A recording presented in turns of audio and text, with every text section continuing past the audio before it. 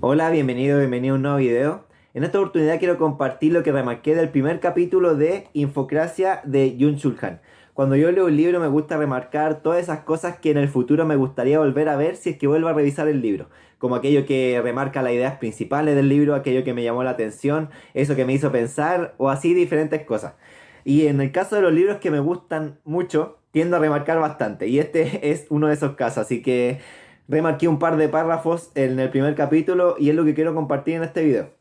El subtítulo del libro es La digitalización y la crisis de la democracia. Es bastante interesante el libro porque es muy contingente, como muy actual.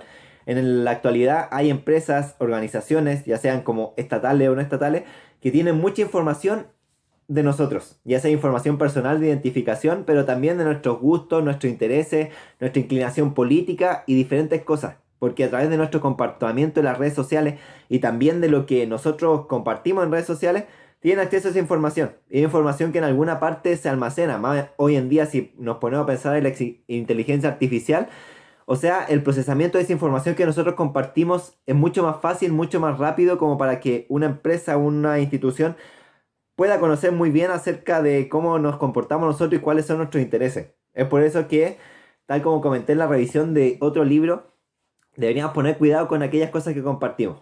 Como pensar muy bien qué vamos a subir si realmente nos interesa que el mundo conozca esa parte de nosotros o no. Porque en estos tiempos es como que se ha perdido un poco la privacidad.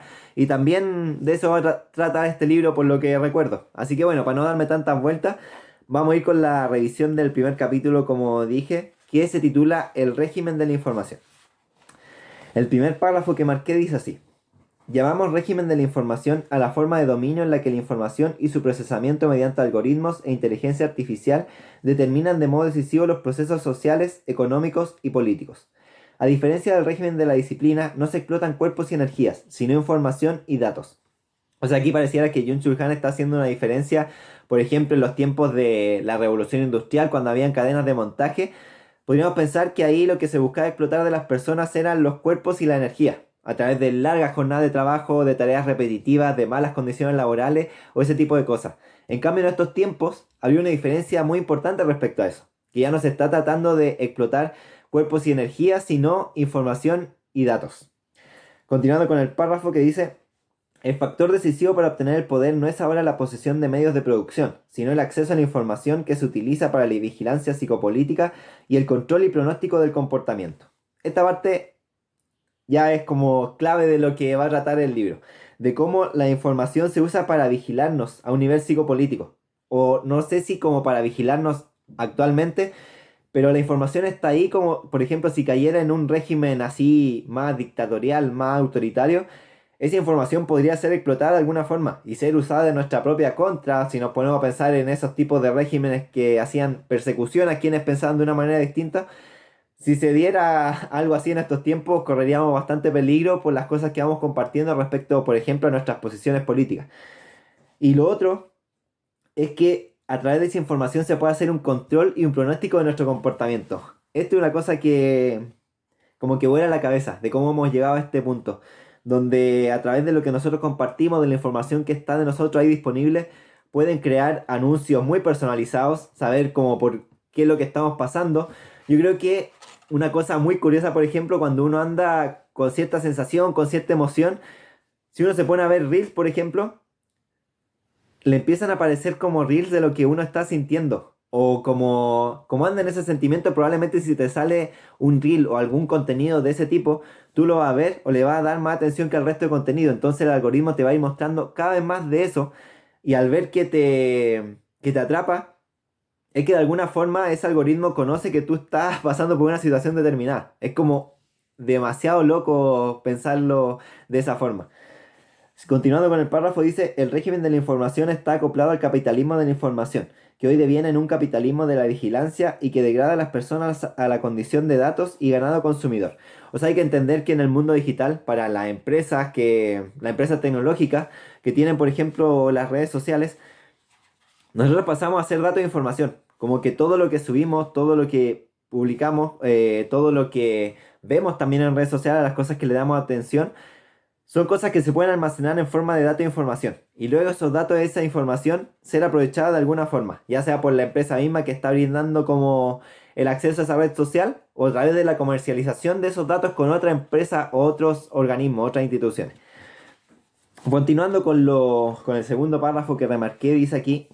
En el régimen de la disciplina, los seres humanos son entrenados para convertirse en ganado laboral. O sea, eso era antes, o por ejemplo, actualmente hay que pensar que todavía hay países o lugares donde se da esta dinámica también. No todo el mundo ha evolucionado de igual manera, así que es probable, o no probable, yo diría que con seguridad en alguna parte todavía existe esto del régimen de la disciplina. O en un mismo país, por ejemplo, van a haber diferentes tipos de trabajos, que unos trabajos se van a inclinar más a este tipo de cosas como al régimen de la disciplina y otros que se inclinan más como al régimen de la información. Es algo que se va a dar dentro de las sociedades porque obviamente todos somos personas diferentes y dentro de una misma sociedad hay diferentes campos, diferentes sectores económicos, por ejemplo, donde las dinámicas van a ser distintas. Así que no podemos pensar que eso del el ganado laboral que dice aquí Jung Chul Han vaya a ser solamente cosa del pasado. Luego dice, el capitalismo de la información, que se basa en la comunicación y la creación de redes, hace que técnicas de disciplina como el aislamiento espacial, la estricta reglamentación del trabajo o el adiestramiento físico queden obsoletas. La docilidad, que también significa sumisión u obediencia, no es el ideal del régimen de la información. El sujeto del régimen de la información no es dócil ni obediente, más bien se cree libre, auténtico y creativo, se produce y se realiza a sí mismo. Esto es algo a lo que Jung Chul Han le da vuelta en sus diferentes libros y que tiene que ver con cómo hoy en día creemos que, por ejemplo, en el uso de redes sociales nosotros estamos actuando de una forma libre. O sea, por ejemplo, esas cosas que subimos, lo que compartimos, las cosas que hacemos, sentimos que nacen de nuestra libertad. Y es curioso porque nosotros también es como que demandamos cada vez más libertad. Y se puede ver en diferentes movimientos sociales, diferentes movimientos políticos, cómo hoy en día se ha inculcado tanto esta de la libertad, entendida de esa forma, como que incluso se podría poner en duda nuestras características biológicas porque no van de acuerdo a lo que nosotros consideramos que es la libertad. O sea, hemos llegado a un punto donde creemos que nuestra libertad va más allá incluso de nuestras condicionantes de nivel biológico, que es algo también muy loco si lo ponemos a pensar, cómo hemos llegado a ese punto. Pero precisamente podría tener que ver con esto, con la proliferación del uso de redes sociales o de este tipo de aplicaciones donde nos creemos libres, libres de lo que consumimos, libres de lo que subimos. Pero lo que consumimos está lejos de ser libre, porque hay algoritmos que están ahí tratando de predecir nuestro comportamiento y predecir qué es lo que nos va a mantener más atrapados en esta plataforma. O sea, lo que consumimos, lo que se pone en nuestra pantalla, no es libre, viene determinado por algún tipo de algoritmo.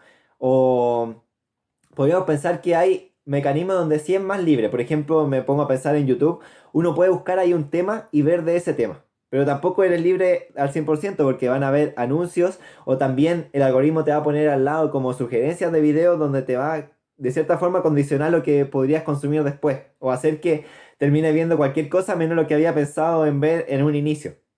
Que son cosas que pasan. Y que es lo curioso de esto que en realidad no estamos siendo libres entonces, pero se nos vende esa idea. Y entonces a través de esa libertad, de el creer que estamos siendo libres, empezamos a compartir cada vez más cosas de nuestra vida porque vemos nuestra libertad como la expresión de nuestra autenticidad, de mostrar lo más posible de nosotros mismos.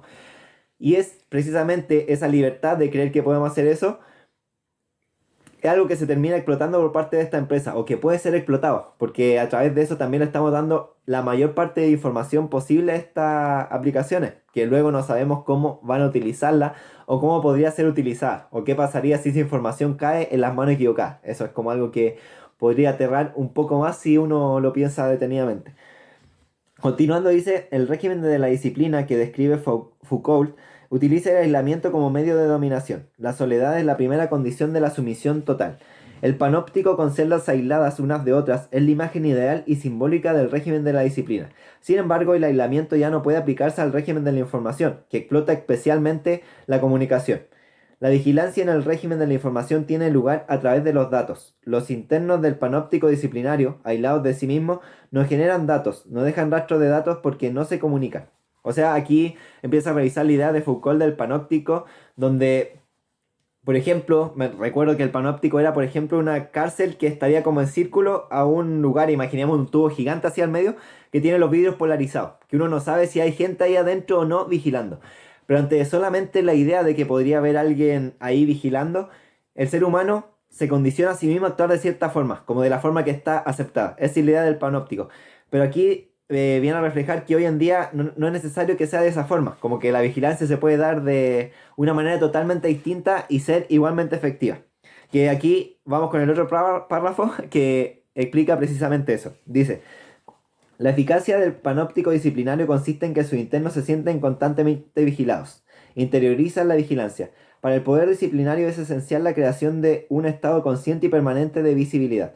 En el estado de vigilancia de George Orwell, el gran hermano garantiza una visibilidad constante. Big Brother is watching you. En el régimen de la disciplina, las medidas de localización especial, como el confinamiento y el aislamiento, garantizan la visibilidad de los sometidos. Se le asignan determinados lugares en el espacio de los que no pueden salir. Su movilidad está masivamente restringida para que no puedan escapar al control del panóptico. O sea, para que estas personas puedan ser vigiladas en el régimen de la disciplina, como dice Jung-Chul Han, se necesita tener a las personas en un lugar aislado o de una forma en un lugar que sea visible.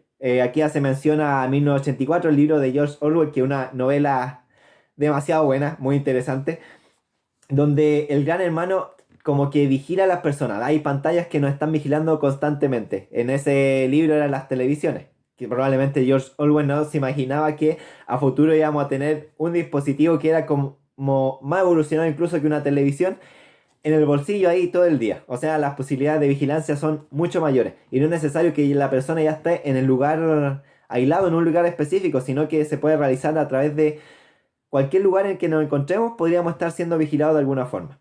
Y yo creo que para eso es que va a ir este párrafo también, que dice, en la sociedad de la información, los medios de reclusión del régimen de la disciplina se disuelven en redes abiertas. El régimen de información se rige por los siguientes principios topológicos. Las discontinuidades se desmontan en favor de las continuidades, los cierres se sustituyen por aperturas y las celdas de aislamiento por redes de comunicación. Aquí es interesante porque discontinuidades se desmontan en favor de las continuidades. Aquí podría estar haciendo alusión a esto, en que, por ejemplo, la vigilancia en el régimen de la disciplina, en el régimen anterior, no podía ser continuo, porque, o sea, por ejemplo, una misma persona en la misma institución, difícilmente iba a poder estarnos vigilando constantemente, de forma continua, sino que iban a haber pausas. Por ejemplo, si la persona va a un lugar donde no estén las cámaras de seguridad, pongámonos en ese ejemplo, hay ciertas cámaras de seguridad en una ciudad. Cuando la persona no está en lugares donde hayan cámaras, no puede estar siendo vigilado, por lo tanto ahí habría una discontinuidad. En cambio, ¿qué pasa, por ejemplo, en el caso de los teléfonos móviles? Que ahí hay una continuidad, porque es algo que llevamos con nosotros a todas partes. O sea, la vigilancia podría darse de forma continua. Que ojo, hoy en día no sabemos si nos podrán estar vigilando o no a través de los dispositivos digitales. Yo últimamente me he puesto como bastante, no sé cómo llamarlo, pero he pensado mucho en que en cualquier momento podría estar siendo vigilado. Uno no sabe realmente qué aplicaciones pueden tener acceso a la cámara, al micrófono, a lo que uno conversa por redes sociales o ese tipo de cosas. Uno no sabe al final qué es lo que hace a través del teléfono, puede estar siendo vigilado o no ser vigilado. Ya sea por ejemplo, por eh, instituciones estatales, las mismas empresas, obviamente las empresas que proporcionan las redes sociales, ellas sí tienen acceso y por lo tanto pueden usar esa información, pero no sabemos hasta qué punto esa información, por ejemplo, podría ser hackeada, como alguien con mala intención podría estar usando esa información o estarnos vigilando de una forma constante. Es algo que es preocupante si uno lo piensa de esa forma. O sea, ¿cómo saber si realmente no estamos siendo vigilados por alguien que no tiene muy buena intención en este momento? Probablemente la mayoría de las personas no estamos en una posición así de tanta relevancia, de tanto conocimiento público o de tanto poder, ya sea como a nivel político o económico, como para preocuparnos tanto por eso. Yo creo que esas personas pueden ser más vulnerables o más susceptibles de sufrir este tipo de ataques. Pero aún así, es loco pensar que cualquier cosa que podría estar haciendo, pues podría estar siendo vigilado, ser vista por otra persona. Que nosotros no quisiéramos que esté viendo las cosas que estemos haciendo. Es algo que da para pensar mucho en estos tiempos.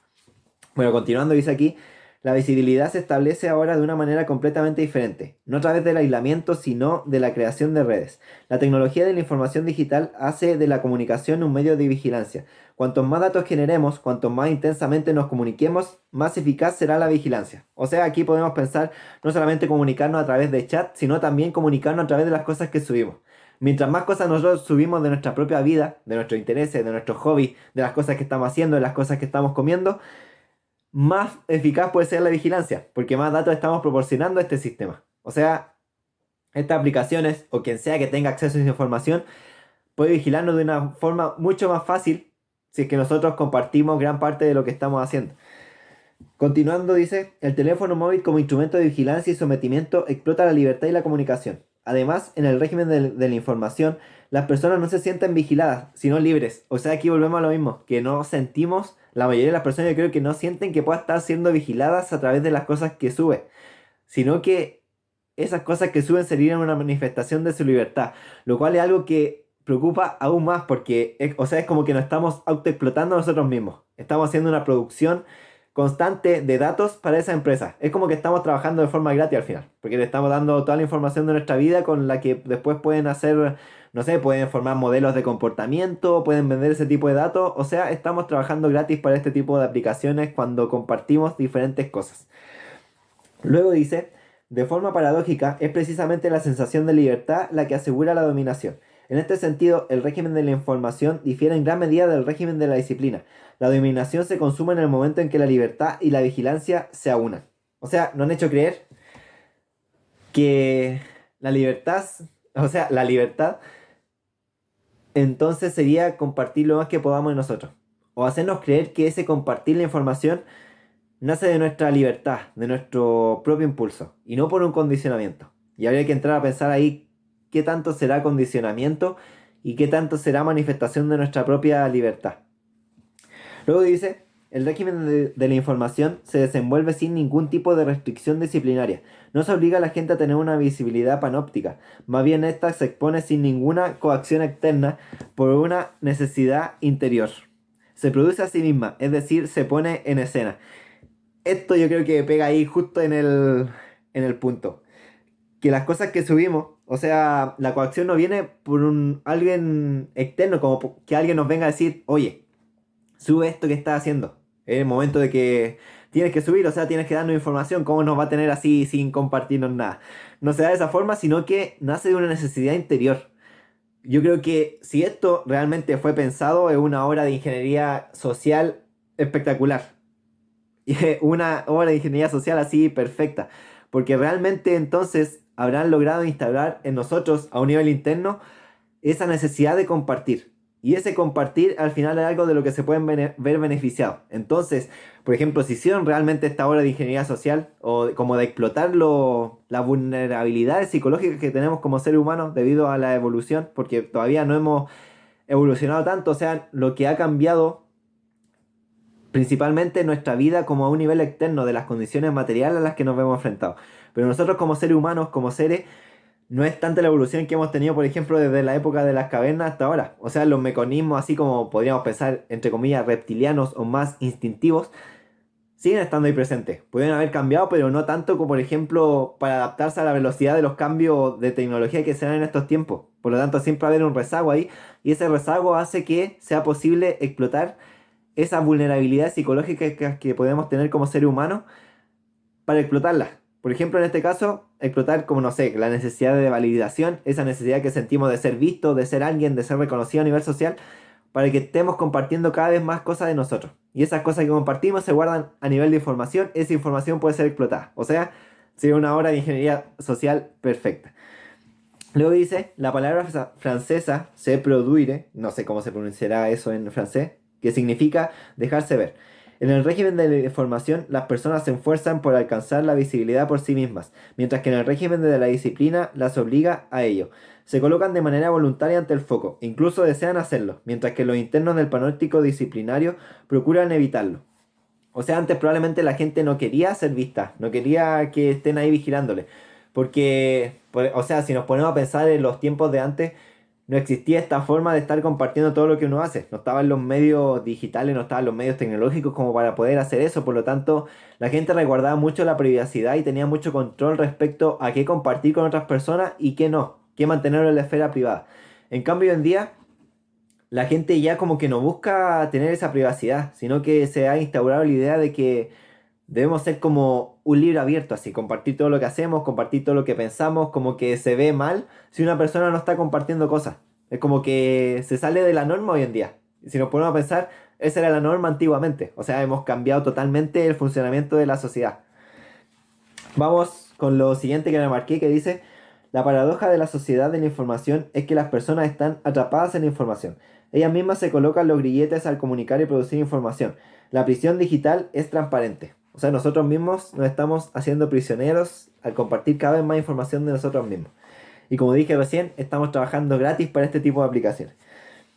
Vamos con lo siguiente que dice: el régimen de la información hace que las personas sean completamente transparentes. La dominación en sí misma nunca es transparente. No existe la dominación transparente. La transparencia es el frente de un proceso que escapa a la visibilidad. La transparencia en sí misma no es transparente, tiene una parte trasera. La sala de máquinas de la transparencia es oscura. Así es como nos entregamos al poder cada vez mayor de la caja negra algorítmica. Porque nosotros no sabemos realmente qué hay detrás de esos algoritmos, qué se está haciendo realmente con la información que proporcionamos, pero aún así la proporcionamos. O sea, nos estamos entregando al poder de estas cajas negras. Luego dice: en el régimen de la información, el dominio se oculta fusionándose por completo con la vida cotidiana. Se esconde detrás de lo agradable de los medios sociales, la comodidad de los motores de búsqueda, las voces arrulladoras de los asistentes de voz o la solícita servicialidad de los Smarters Apps. El smartphone está demostrando ser un eficaz informante que nos somete a una vigilancia constante. La Smart Home transforma todo el lugar en una prisión digital que registra de manera minuciosa nuestra vida cotidiana. Esto es algo que me hace demasiado ruido. O sea, por ejemplo, acá en Chile, Chile no es un país que podamos decir que es excesivamente avanzado, no se destaca por eso, sí en un nivel latinoamericano destaca bastante, pero si nos ponemos a comparar con otros países donde la tecnología es como de punta, estamos todavía un poco lejos de eso. Pero nos ponemos a pensar, por ejemplo, en el caso de China o Estados Unidos, probablemente ya exista esto, que los dispositivos que se usan en la casa, por ejemplo, los electrodomésticos, puedan tener acceso a internet.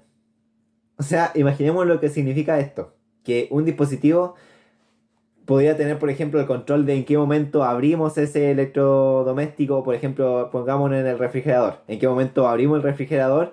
O no sé, por ejemplo, sé que hay mecanismos en otros países que puede incluso avisar qué cosas nos están faltando en el refrigerador. O sea que existiría información respecto incluso a lo que tenemos nosotros en la casa o no para comer. Imaginemos lo que eso significa. Porque por la comodidad, obviamente uno, al final, siento que el ser humano tiende tanto a la comodidad que en el momento en que surjan estas tecnologías va a ser muy difícil ponerle un freno o decir: oye, cuidado con esto, puede tener su lado oscuro. Creo que por comodidad el ser humano al final termina sacrificando su propia privacidad o como su propia libertad. Puede terminar sacrificando parte de su libertad precisamente por la comodidad. Y yo creo que algo que no sé si vaya a cambiar en nosotros como seres humanos, creo que es parte de nuestra inclinación natural. Y es por eso que me preocupa tanto, por ejemplo, que lleguemos a un punto donde en la mayoría de los países, por ejemplo, los distintos electrodomésticos, los distintos dispositivos tengan acceso a cada vez más información respecto a nosotros como seres humanos. Que algo que ya pasa con el teléfono móvil, pero por ejemplo el teléfono móvil todavía podríamos pensar: lo dejo en una parte y salgo sin él, aunque es muy difícil que un ser humano haga eso en estos tiempos, pero podría hacerse. Pero ¿qué pasa si después ya todos los electrodomésticos, todos los dispositivos que utilizamos tienen esta capacidad? Se volvería como prácticamente imposible escapar de la vigilancia o de la posibilidad de vigilancia. Luego dice: el robot aspirador inteligente que nos ahorra la tediosa limpieza cartografía toda la vivienda. La Smart Bed con sensores en red continúa la monitorización incluso durante el sueño. La vigilancia se introduce en la vida cotidiana en forma de conveniente. En la prisión digital como zona de bienestar inteligente no hay resistencia al régimen imperante. El like excluye toda revolución. O sea, es como que una vez que pasamos a formar parte de este sistema, que asumimos ya como por comodidad, así como por conveniencia, como dice Jun Chul Han, ya es muy difícil poder escapar de eso. Después ya se va a hacer costumbre, nos vamos a acostumbrar como a la comodidad que representan estos dispositivos y volver a una vida un poco más privada, llamémosle, se va a tornar cada vez más difícil. Y creo que en esto soy un poco pesimista, no creo que se pueda hacer algo como para regresar, a más que a un nivel cultural de poder impactar a ciertas personas o como un nivel como un poco más a largo plazo de empezar a dar conocimiento de que esto tiene sus riesgos, que nos estén vigilando, que estemos subiendo todo lo que hacemos, que distintas personas sepan dónde estamos en cada momento. No es algo que esté bien, no es algo que sea natural por lo menos, no es algo a lo que se haya podido ver en la mayor parte de la historia de la humanidad. Yo creo que nosotros vamos a asimilar que esto es como la nueva normalidad, que es un término que se tendió a usar hace un par de años por un bichito que anduvo ahí rondando. Nos vamos a acostumbrar tanto que no vamos a poder imaginar nuestra vida sin este tipo de dispositivos. O sea, van a ser tan cómodos que ya como que nos vamos a entregar. Esa va a ser como la palabra. Y algo que, como digo una vez más, si uno lo piensa, sería preocupante. O sea, si todos estuviéramos conscientes de esto, esto sería realmente preocupante. Pero yo creo que la mayor parte de las personas ni siquiera se interesa por lo que se puede estar haciendo con su información. Continuando con lo que remarqué aquí, dice, el capitalismo de la información se apropia de técnicas de poder neoliberales. A diferencia de las técnicas de poder del régimen de la disciplina, no funcionan con coerciones y prohibiciones, sino con incentivos positivos. Explotan la libertad en lugar de suprimirla. Controlan nuestra voluntad en el plano inconsciente, en lugar de quebrantarla violentamente. O sea, como a través de la manipulación de estas vulnerabilidades psicológicas que tenemos como ser humano, podría lograr eso. Como que terminemos nosotros mismos explotando nuestra libertad. Dice, el poder disciplinario represivo deja paso a un poder inteligente que no da órdenes, sino que susurra, que no manda, sino que da con el codo, es decir, da un toque con medios sutiles para controlar el comportamiento. La vigilancia y el castigo que caracterizan el régimen de la disciplina, según Foucault, dejan paso a la motivación y la optimización. En el régimen neoliberal de la información, la dominación se presenta como libertad, comunicación y community. He aquí algo que me parece muy interesante, que de hecho de antes estuve pensando. Aparece aquí el término de optimización. ¿Por qué me puse a pensar en este término delante? Porque estaba dudoso de si grabar este video o no. Porque yo no había revisado este libro anteriormente. O sea, no había hecho la revisión de lo que remarqué en su momento. O sea, a un nivel interno sentía que no estaba siendo óptimo. Porque, o sea, voy a prender la cámara, voy a empezar a hablar. Y ni siquiera sé qué voy a hablar. Porque no he revisado lo que voy a leer en este video. Y me puse a pensar cuántos videos para atrás tampoco no habré hecho, porque hacer video es algo que yo disfruto, poder compartir, poder revisar así las cosas que he leído, las ideas que como que me mueven algo en el interior, compartir esa idea, algo que me gusta mucho. Pero cuántas veces no lo habré hecho precisamente por esto de querer tener optimizado antes de grabar el video lo que iba a decir en el video. Como de hacer la revisión, de tener remarcado ahí, ya en este párrafo voy a decir esta cosa y esta cosa. Por no tener eso, ¿cuántos videos no habré grabado? Y siendo que lo que me gusta realmente es grabar los videos, no tener que hacer todo como ese proceso de optimización. Y dije, ¿sabes qué? Quizás es el momento como de grabar el video así sin tanta vuelta, sin pensarla tanto, sino abrir el libro, empezar a leer lo que remarqué en su momento y compartir lo que pensé. Si al final, ¿qué puede pasar? Si el video sale mal, se empieza a grabar de nuevo o se deja ahí nomás para uno. Totalmente igual podría contar como práctica para mejorar las habilidades comunicativas. Y es la forma en que yo lo veo al final.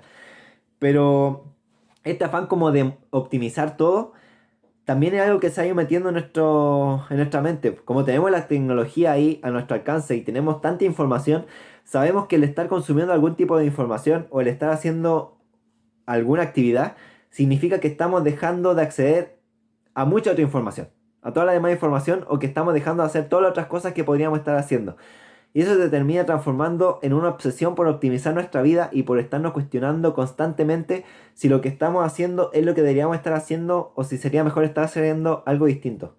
Yo creo que es algo que puede generar una sensación de mucha frustración. Y yo, sinceramente, creo que en algún momento caigo en eso. Cuando me hago consciente, como que digo, oye, aquí está actuando como un tontito, la verdad. Como que te está amargando la vida sin ningún tipo de sentido.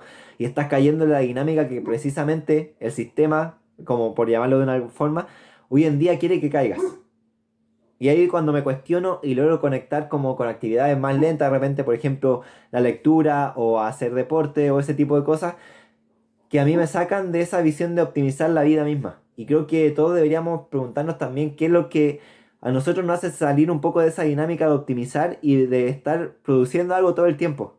Como qué actividades nos gustan hacer porque nos gusta hacerla, no porque estemos produciendo algo. Y también no que no tengamos que compartirla necesariamente. No que nos genere satisfacción por compartirla, sino realmente por estarla haciendo nosotros en ese momento.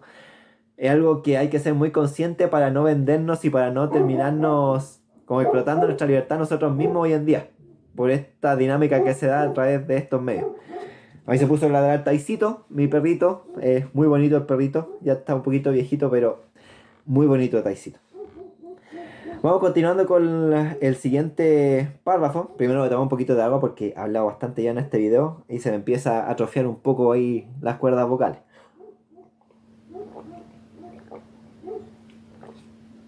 Dice así. Los influencers de YouTube e Instagram también han interiorizado las técnicas de poder neoliberal. Influencers de viajes, de belleza o de fitness invocan sin cesar la libertad, la creatividad y la autenticidad. Los anuncios de productos, incluidos con habilidad en su autoescenificación, no se consideran molestos. De ese modo son específicamente buscados y codiciados, mientras que en YouTube los anuncios convencionales son eliminados por el bloqueador de anuncios. Los influencers son venerados como modelos a los que seguir. Ello dota su imagen de una dimensión religiosa. Los influencers, como inductores o motivadores, se muestran como salvadores. Los seguidores, como discípulos, participan de sus vidas al comprar los productos que los influencers dicen consumir en su vida cotidiana escenificada. O sea, lo que vemos de los influencers, los productos que supuestamente consumen, es muy probable que ni siquiera los consuman, sino que solamente los muestran para que las personas que los sigan los consuman, que es precisamente para lo que las marcas les pagan a los influencers. O sea, habría que pensar ahí qué cosas realmente están consumiendo, porque como dice aquí, la vida cotidiana es escenificada. O sea, lo que se sube no es realmente lo que se viviría si es que no estuviera la cámara ahí presente, sino que la vida misma tiende como a optimizarse para que sea vista de mejor manera en redes sociales. Que cuando caemos en eso ya es como que ya hemos caído presa totalmente del sistema de lo que las redes sociales o este régimen de la información podría querer de nosotros. Dice, de ese modo, los seguidores participan en una Eucaristía digital. Los medios de comunicación social son como una iglesia. El like es el amén. Compartir es la comunión. El consumo es la redención. La repetición como dramaturgia de los influencers no conduce al aburrimiento y a la rutina. Más bien le da al conjunto el carácter de una liturgia. Al mismo tiempo, los influencers hacen que los productos de consumo parezcan utensilios de autorrealización. De esa manera nos consumimos hasta la muerte, mientras nos realizamos hasta la muerte. El consumo y la identidad se aunan. La propia identidad deviene en una mercancía. O sea, a través de esto, por ejemplo, de estar viendo la vida de influencers, pero yo creo que no solamente el tema de los influencers, sino que aparte de todo esto vivimos en una sociedad extremadamente consumista. Es que llegamos a asociar nuestra propia identidad con las cosas que consumimos. O sea, por un lado, estamos explotando nuestra libertad al compartir cada vez más información de nosotros en redes sociales, información que puede ser explotada de una u otra forma, y una forma en la que se puede explotar esa información es ofrecernos productos que van de acuerdo a los intereses que hemos manifestado en las redes sociales o en medios digitales. O sea, es como un match ahí perfecto entre regalar nuestra información y que se utilice esa información para vendernos más productos. Y nosotros, como en estos tiempos, también hay que pensar que es todo muy líquido en términos de Zygmunt Bauman. Nuestra identidad está cada vez menos anclada a cosas trascendentes, a cosas de largo plazo, como antiguamente podría haber sido la religión, la familia, alguna convicción ideológica o cosas de ese tipo, un equipo de fútbol o, no sé, una relación, formar una familia.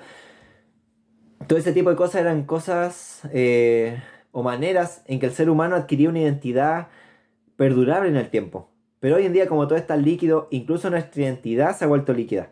¿Y cómo se manifiesta nuestra identidad ahí en esa liquidez? A través del consumo. O sea, nos encontramos otras formas de manifestar nuestra autenticidad, lo que somos como personas y lo que sentimos a nivel interno, que en cosas consumibles. Por lo tanto, entonces, a nivel sistémico se estarían explotando un montón de vulnerabilidades psicológicas de nosotros como seres humanos. Lo cual es algo que uno lo puede pensar de diferentes formas, como a un nivel estoico podríamos pensar en lo que es, porque algo que al final se escapa del control de un solo ser humano, hay que aceptarlo y vivir de acuerdo como a la forma que yo crea correcta dentro de este sistema, pero si uno lo piensa como a nivel general, también es como para preocuparse o amargarse un poco de ver cómo hemos llegado a esta situación por no ponerle conciencia a los desarrollos tecnológicos que hemos estado haciendo como ser humano. Luego dice, nos creemos libres mientras nuestras vidas están sometidas a toda una protocolización para el control de la conducta psicopolítica. En el régimen neoliberal de la información no es la conciencia de la vigilancia permanente, sino la libertad sentida lo que asegura el funcionamiento del poder. En contraste con la intocable telepantalla del Big Brother, que era las pantallas de 1984 de George Orwell, La pantalla táctil e inteligente hace que todo esté disponible y sea consumible. De ese modo se crea la ilusión de la libertad de la yema de los dedos. En el régimen de la información, ser libre no significa actuar, sino hacer clic, dar al like y postear. Así apenas se encuentra resistencia, no debe temer a ninguna revolución. Los dedos no son capaces de actuar en sentido enfático, como las manos. No son más que un órgano de elección consumista. El consumo y la revolución son mutuamente excluyentes. Bueno, desde aquí no tengo mucho que comentar porque es como que da vuelta en las ideas que ya he venido comentando en el video. Así que vamos con lo siguiente que dice: con su dataísmo, el régimen de la información revela rasgos totalitarios. Se esfuerza por lograr un conocimiento total, o sea, conocer lo que más pueda de nosotros como seres humanos. Pero el conocimiento total dataísta no se consigue con el relato ideológico, sino con la operación algorítmica. El dataísmo quiere calcular todo lo que es y será. El Big Data no cuenta nada. Los relatos dejan paso a los recuentos algorítmicos. El régimen de la información sustituye por completo lo narrativo por lo numérico. Los algoritmos, por muy inteligentes que sean, no pueden eliminar la experiencia de la contingencia con tanta eficacia como los relatos ideológicos. Aquí podríamos pensar en cómo antes se valoraba mucho el tema de las historias familiares, por ejemplo, los mitos, las leyendas que se traspasaban de generación a generación.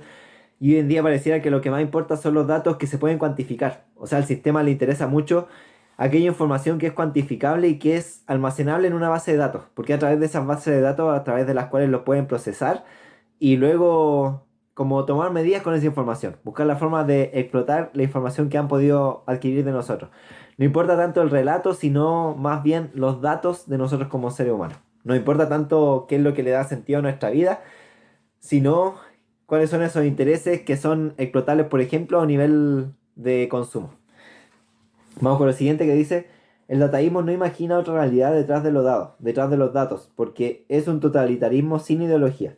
El totalitarismo forma una masa obediente que se somete a un líder. La ideología anima a las masas, les insufla un alma. En Psicología de las Masas, Gustave Le Bon habla del alma de la masa, que unifica las acciones de la masa. El régimen de la información, en cambio, aísla a las personas. Incluso cuando se reúnen, no forman una masa, sino enjambres digitales que no siguen un líder, sino a sus influencers.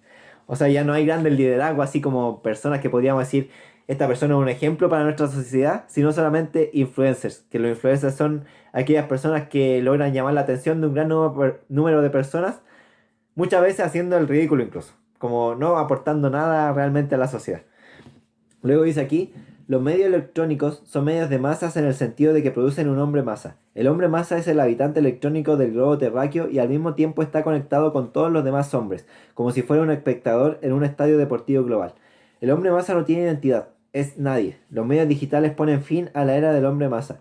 El habitante del mundo digitalizado ya no es ese nadie, más bien es alguien con un perfil, mientras que en la era de las masas solo los delincuentes tenían un perfil. El régimen de la información se apodera de los individuos mediante la elaboración de perfiles de comportamiento. Esta parte de aquí es bastante interesante. Esta frase que dice: más bien es alguien con un perfil, mientras que en la era de las masas solo los delincuentes tenían un perfil. ¿Por qué? Porque de los delincuentes se tenía información. Por ejemplo, se encontraba haciendo un acto ilícito, se procedía a rescatar la información de esa persona, como a fijar en sus antecedentes que haya cometido determinada como acción, y por lo tanto existía un perfil de que esa persona tenía inclinación a actuar como delincuente. En cambio, hoy en día, todas las personas tenemos un perfil digital ahí con la información de nuestros intereses, de nuestros gustos, de las cosas que hacemos. Y incluso cuando no hayamos hecho ninguna actividad mala, entre comillas, como que afecte a otra persona a un nivel social, incluso está nuestra información ahí. O sea que hoy día pueden ser vigiladas incluso aquellas personas que no hayan hecho nada malo, sino que simplemente han caído en la dinámica de estar ahí compartiendo información a lo loco. Vamos con lo que creo que es lo último que remarqué de este capítulo, que dice así: todo cambio fundamental de medios de comunicación crea un nuevo régimen. El medio es el dominio. A la vista de la revolución electrónica, Carl Smith se sintió obligado a redefinir su célebre frase sobre la soberanía. Después de la Primera Guerra Mundial dije: soberano es quien decide el estado de excepción. Después de la Segunda Guerra Mundial, con mi propia muerte a la vista, digo: soberano es quien dispone de las ondas del espacio. Los medios digitales hacen posible el dominio de la información. Las ondas, los medios electrónicos de masas, pierden importancia. Lo decisivo para obtener el poder es ahora la posesión de la información. No es la propaganda de los medios de masas, sino la información la que asegura el dominio.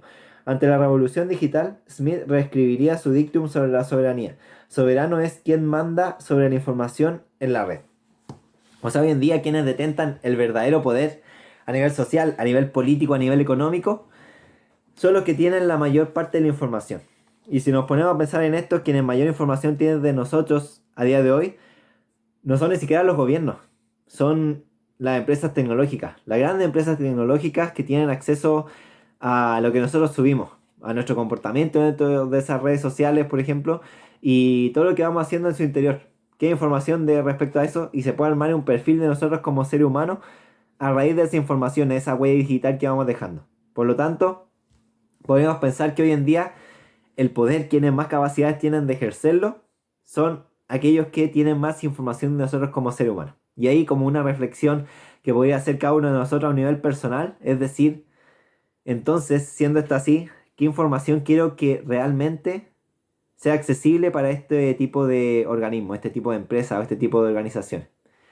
Es algo por lo cual preocuparnos, o sea, por lo menos pensarlo. Y si uno decide compartir algo, al final, hoy en día hay que reconocer que mucho de la vida pasa en redes sociales. Si una persona se aísla, por ejemplo, totalmente en redes sociales y no participa, es como que queda fuera de muchas cosas. Por ejemplo, en redes sociales se dan muchas cosas útiles también, como el ejemplo del el hecho de charlas, de reuniones, de eventos.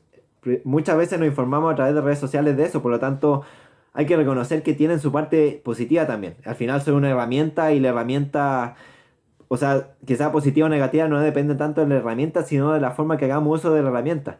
Y para poder hacer un buen uso de una herramienta, primero tenemos que tener conciencia respecto al uso que se le debe dar o respecto al uso que nosotros le queremos dar. No porque otras personas usen una herramienta de una forma determinada, nosotros vamos a tener que usarla de la misma forma. Podemos tener conciencia y decir, por ejemplo, ya, estas cosas sí las subo, estas cosas no las subo, esto queda solamente para mi vida privada. Y así vamos a poder ir como relacionándonos de una mejor manera con estas tecnologías que han ido surgiendo. Porque no se trata aquí de rechazar así de plano todas las tecnologías que van surgiendo. Por ejemplo, en este tiempo está muy en auge la inteligencia artificial. La inteligencia artificial, he visto un par de videos y creo que es una herramienta magnífica si lo usamos, por ejemplo, para complementar lo que hacemos nosotros como seres humanos. Pero no para reemplazar la forma que tenemos de pensar, sino para hacer cosas que a raíz del surgimiento de esa tecnología no tendríamos por qué hacerlas. Porque lo puede hacer la inteligencia artificial y en realidad no nos reporta satisfacción y podríamos delegarlo. Como ese tipo de actividades, pensándolo de esa forma, la inteligencia artificial es una herramienta magnífica. Quién sabe hasta dónde irá a llegar a eso. Pero también aquí surge lo otro, como tener conciencia de para qué vamos a usar la inteligencia artificial. También en esos videos decía que una de las peores formas que podríamos hacer, o sea, uno de los peores usos que podríamos hacer de la inteligencia artificial es, por ejemplo, para comentarle nuestros problemas personales. Porque esa información que compartamos en la inteligencia artificial también queda almacenada en alguna forma. O podríamos pensar que puede quedar almacenada. O sea, si le estamos contando nuestros pensamientos o como más profundo, nuestros problemas personales, a usarlo como a modo de psicólogo, sería una de las peores maneras que podríamos usarla. Porque le estamos brindando información que luego podría ser explotada, quién sabe para qué tipo de usos. Y no es necesariamente que este tipo de plataformas, este tipo de empresas puedan hacer un mal uso de la información. Porque que puede ser también, pero yo creo que no es tanto el caso, sino pensar ¿qué pasa si roban esa información? ¿Qué pasa si personas que son malintencionadas, que actúan con maldad, están accediendo a información tan delicada de nosotros como seres humanos? Eso yo creo que es algo de lo cual deberíamos preocuparnos más. Por eso tener mucha conciencia respecto a qué uso vamos a hacer de esta herramienta y de qué información les vamos a compartir. Es una reflexión que deberíamos tener cada uno de nosotros ahí. Como encerrar en nuestra pieza y decir, ya, de qué forma me siento bien así de forma consciente usando uso de esta herramienta. Así que bueno, te dejo esa invitación final. Este video se extendió bastante porque remarqué harto de este capítulo. Pero bueno, no sé si lo verá tanta gente tampoco, pero al menos yo este video al final lo hago porque me sirven para reflexionar acerca de las cosas que yo leyendo. A mí la lectura, la idea son algo que me mueve mucho y poder compartirlos con alguien que le interese en esta idea, como por ejemplo que una persona vea el video y se interese también por esta idea o le haga pensar en algo, me parece que sería algo maravilloso. Independientemente de que eso sea una persona, 1000 personas, es algo que ya no depende tanto de mí, porque lo que depende de mí es grabar el video y compartir las ideas que me mueven, que me interesan, que me llaman la atención. Al final creo que YouTube me parece una de esas pocas plataformas donde uno todavía puede ser bien humano, como compartir sus vulnerabilidades. Y compartir contenido que no sea tan optimizado también me parece como una lucha romántica, entre comillas. Porque este video yo lo voy a subir así como quede. No voy a estar editando ahí las partes donde ladró mi perro, donde tomé agua, donde quizás me equivoqué en una palabra, en una frase. Creo que compartir así la vulnerabilidad de nosotros como ser humano en estos entornos digitales es una forma de hacer que estos mecanismos o estos entornos digitales sigan siendo humanos. Que si no, terminamos compartiendo nuestra vida humana o optimizando nuestra vida humana a lo que quiere este entorno digital. Cuando debería ser totalmente al revés, po. No tiene sentido que la herramienta haga uso de nosotros. Nosotros somos quienes debemos usar la herramienta y darle como ese sentido humano que nosotros queremos que tenga. Así que bueno, te agradezco mucho si llegaste hasta este punto y nos vemos en una próxima si la vida lo permite.